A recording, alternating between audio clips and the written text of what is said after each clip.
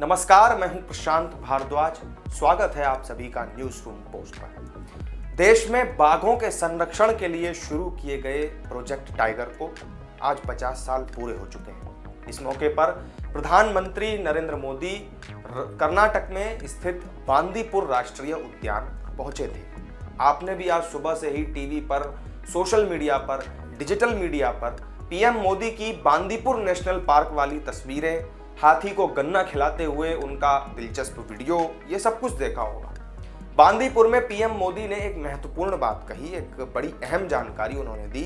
वो ये कि देश में बाघों की संख्या अब मौजूदा वक्त में बढ़कर 3167 हो चुकी है। वहीं दूसरी तरफ हमारे देश की प्रमुख विपक्षी पार्टी कांग्रेस पीएम मोदी के ऊपर प्रोजेक्ट टाइगर का श्रेय लेने का आरोप लगा रही है, यानी कि प्रोजेक्ट टाइगर को लेकर के कांग्रेस की तरफ से क्रेडिट पॉलिटिक्स शुरू कर दी गई। हालांकि अब सवाल यह है कि क्या वास्तव में पीएम मोदी प्रोजेक्ट टाइगर का श्रेय ले रहे हैं? ये अपने आप में एक सवाल है। ये सवाल शुरू कहां से हुआ? सवाल शुरू दरअसल यहां से हुआ कि कांग्रेस के नेता जयराम रमेश ने प्रधानमंत्री पर आरोप लगाते हुए एक ट्वीट कर दिया। उन्होंने ट्वीट किया कि आज बांदीपुर में प्रधानमंत्री 50 साल पहले लॉन्च किए गए प्रोजेक्ट टाइगर का पूरा श्रेय लेंगे।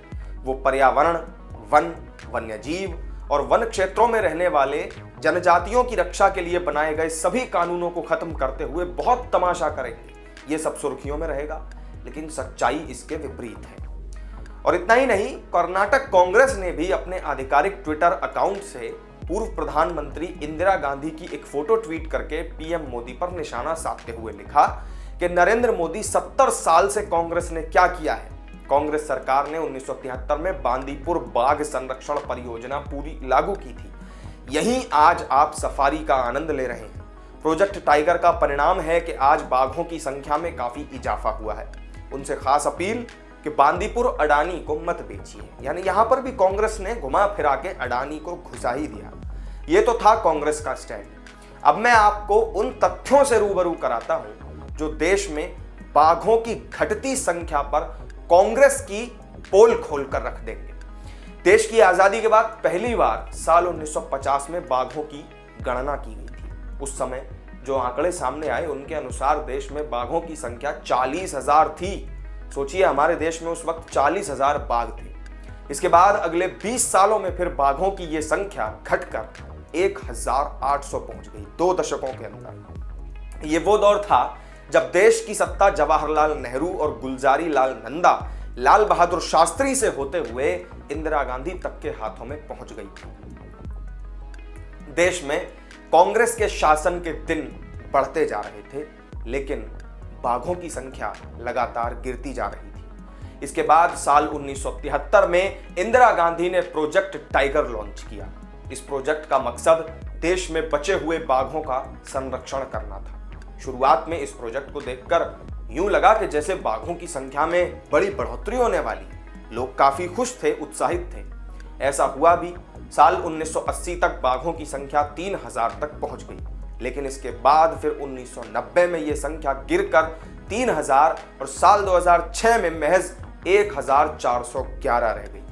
इसके बाद साल 2010 में देश में बाघों की संख्या 1,706 और 2014 तक आते आते 2,226 रह गई थी। इन आंकड़ों से साफ पता चलता है कि देश में 70 सालों तक राज करने का दंभ भरने वाली कांग्रेस की सरकार के शासन में बाघों की संख्या 40,000 से घटकर एक समय 1,411 तक पहुंच गई थी। यह पहली बार नहीं है जब कांग्रेस ने प्रधानमंत्री मोदी पर क्रेडिट लेने का आरोप लगाया हो। वैसे कांग्रेस नेताओं का झूठे आरोप लगाने और फिर उस पर माफी मांग लेने का पुराना इतिहास रहा है, लेकिन बहरहाल हम उन सब में नहीं जाएंगे। पीएम मोदी प्रोजेक्ट टाइगर का क्रेडिट ले रहे हैं या नहीं, इसकी सच्चाई जानने के लिए एक बार फिर साल 2014 के आंकड़ों पर आप नजर डालिए। साल 2014 में देश में, जैसा कि मैंने आपको अभी बताया, बाघों की संख्या 2,226 थी। वहीं अगले 4 सालों में, यानी कि साल 2018 तक, ये संख्या बढ़ करके 2,967 तक पहुंच गई। अब फिलहाल बांदीपुर नेशनल पार्क में प्रधानमंत्री ने जो ताजा आंकड़े जारी किए, उनके अनुसार देश में बाघों की संख्या 3167 तक जा पहुंची है। यानी कि बीते 9 सालों में देश भर में 941 बाघ बढ़ चुके हैं। जब से मोदी सरकार बनी है तब से 941 बाघ देश में बढ़े हैं। इसका सीधा मतलब यह है कि जिनके सत्ता में रहते हुए बाघों की संख्या में लगातार गिरावट हुई, वो सिर्फ सियासी फायदे के लिए झूठे आरोप मढ़ रहे हैं। अवैध वन्यजीव व्यापार पर अंकुश लगाने के उद्देश्य से प्रधानमंत्री मोदी ने इंटरनेशनल बिग कैट्स अलायंस यानी IBCA भी लॉन्च किया है। यह अलायंस बिग कैट प्रजातियों को शरण देने वाले आसपास के देशों की सदस्यता के साथ दुनिया की 7 प्रमुख बड़ी बिल्लियों, जिसमें के बाघ, शेर, तेंदुआ, हिम तेंदुआ, प्यूमा, जगुआर और चीता शामिल हैं, इनके संरक्षण और इनकी सुरक्षा पर ध्यान केंद्रित करेगा।